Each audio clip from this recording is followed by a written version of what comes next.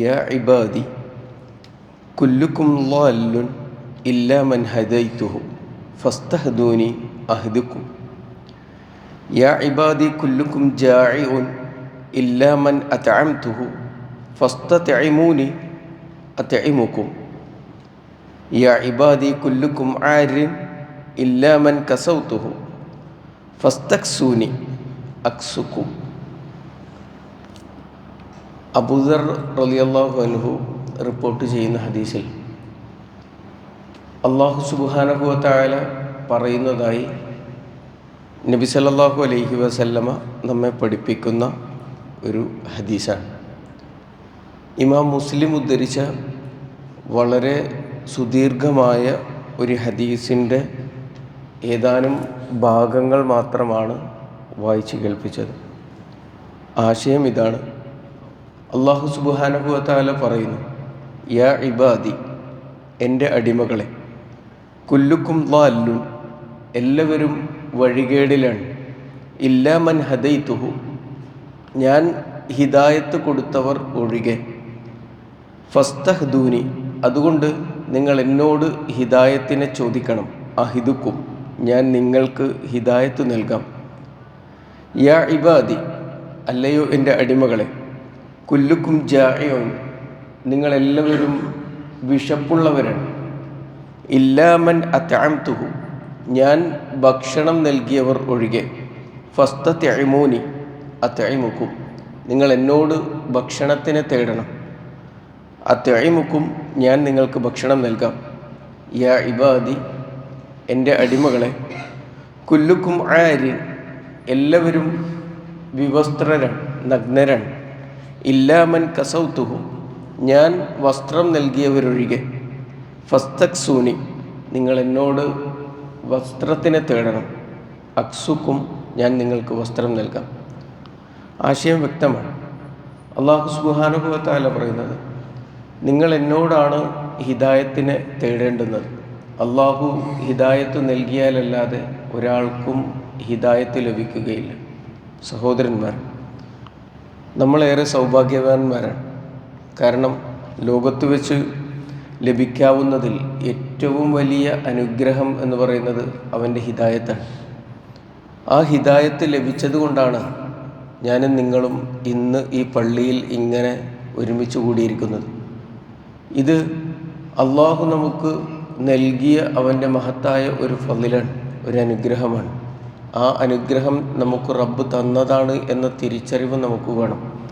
അതോടൊപ്പം തന്നെ ഹിദായത്ത് കിട്ടിയ നമ്മൾ, അതേ നമ്മളെ കൊണ്ട് അല്ലാഹു സുബ്ഹാനഹു വ തആല ഓരോ ദിവസത്തിലും നിർബന്ധ നമസ്കാരങ്ങളിൽ 17 തവണയും ഐച്ഛികമായ നമസ്കാരങ്ങളിൽ അതിലേറെ തവണയും അള്ളാഹുവിനോട് ഇതേ ഹിദായത്ത് തന്നെ ചോദിച്ചു കൊണ്ടിരിക്കുന്നുണ്ട്. നമ്മൾ ചോദിക്കുകയാണ്, ഇഹ്ദിന സിറാത്തുൽ മുസ്തഖീം, അള്ളാഹുവേ, നേരായ മാർഗത്തിൽ എനിക്കിനിയും ഹിദായത്ത് നൽകണേ എന്ന് 17 തവണ നിർബന്ധമായും നമ്മൾ ചോദിച്ചു കൊണ്ടിരിക്കുന്നു.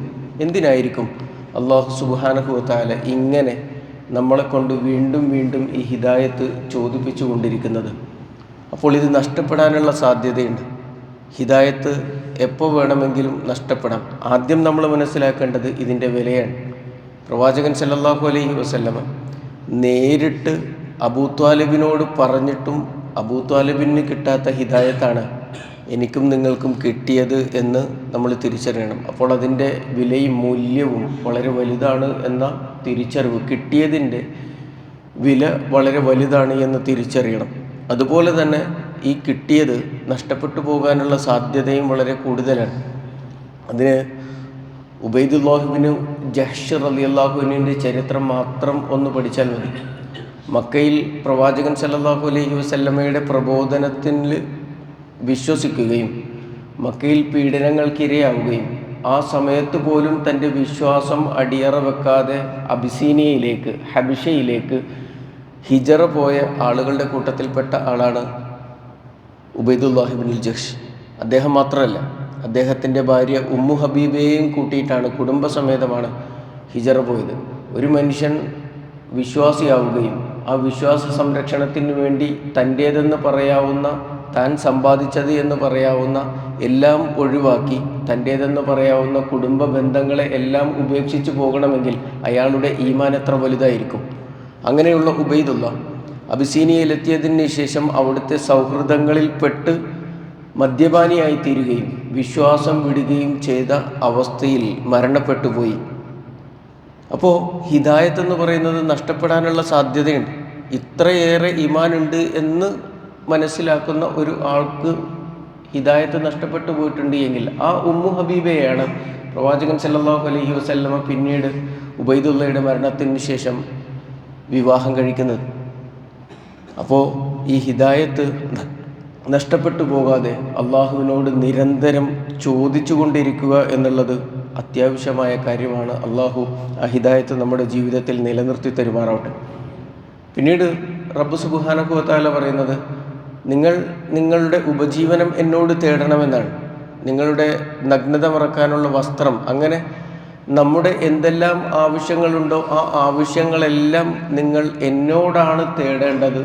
എനിക്ക് മാത്രമാണ് അത് നിവർത്തിച്ചു തരാൻ കഴിയുക എന്ന് വിശ്വാസികളെ ബോധ്യപ്പെടുത്തുകയാണ്. തുടർന്ന് ആ ഹദീസിൻ്റെ അവസാന ഭാഗത്ത് അള്ളാഹു ഇങ്ങനെ കൂടി പറയുന്നുണ്ട്, യാ ഇബാദി ലൗ അന്ന അവ്വലക്കും വ ആഖിറക്കും വ ഇൻസക്കും വ ജിന്നക്കും. അല്ലയോ അടിമകളെ, നിങ്ങളിൽ ആദ്യമുണ്ടായിരുന്ന ആളുകളും അവസാനമിനി വരാനിരിക്കുന്ന ആളുകളും, അത് മനുഷ്യരാകട്ടെ ജിന്നുകളാകട്ടെ, അവരെല്ലാവരും കാമൂ ഫി സഈദിൻ വാഹിദിൻ ഫസഅലൂനി, അവരെല്ലാം ഒരു സ്ഥലത്ത് ഒരുമിച്ച് കൂടി.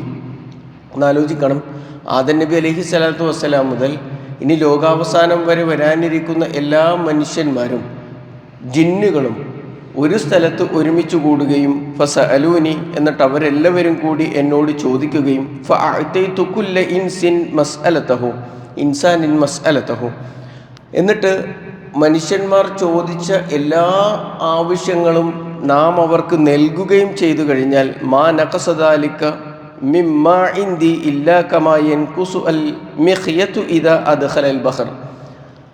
അങ്ങനെ എല്ലാവരും കൂടി ചോദിച്ച് അവരുടെ എല്ലാം ആവശ്യം ഞാൻ നിവർത്തിച്ചു കൊടുത്താലും എൻ്റെ അനുഗ്രഹത്തിൽ നിന്ന് ഒന്നും കുറയുന്നില്ല.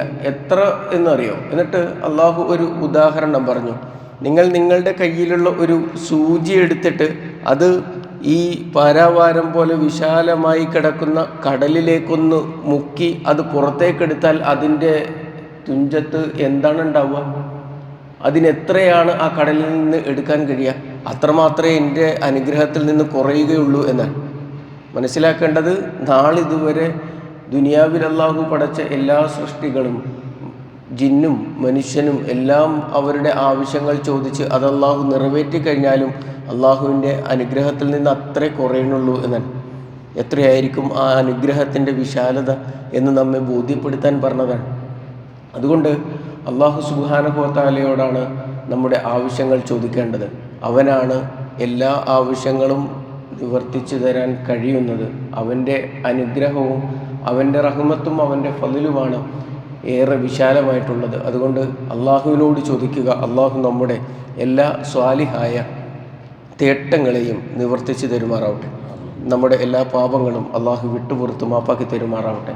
നമുക്ക് അള്ളാഹു നൽകിയ ഈ ഹിദായത്ത് മരണം വരെയും നമ്മളിൽ നിലനിർത്തി തരുമാറാവട്ടെ. അള്ളാഹുവിനെ വിശ്വാസിയായിക്കൊണ്ട് മരണത്തെ പുൽകാനും സ്വർഗപ്രവേശനം നേടിയെടുക്കാനും കഴിയുന്ന യഥാർത്ഥ മുഅ്മിനുകളിൽ ഞങ്ങളെ ഏവരെയും ഉൾപ്പെടുത്തി അനുഗ്രഹിക്കണമേ തമ്പുരാനെ. റബ്ബന തഖബ്ബൽ മിന്നാ ഇന്നക അൻത സമീഉൽ അലീം വതുബ് അലൈനാ ഇന്നക അൻത തവ്വാബുർ റഹീം. ആമീൻ.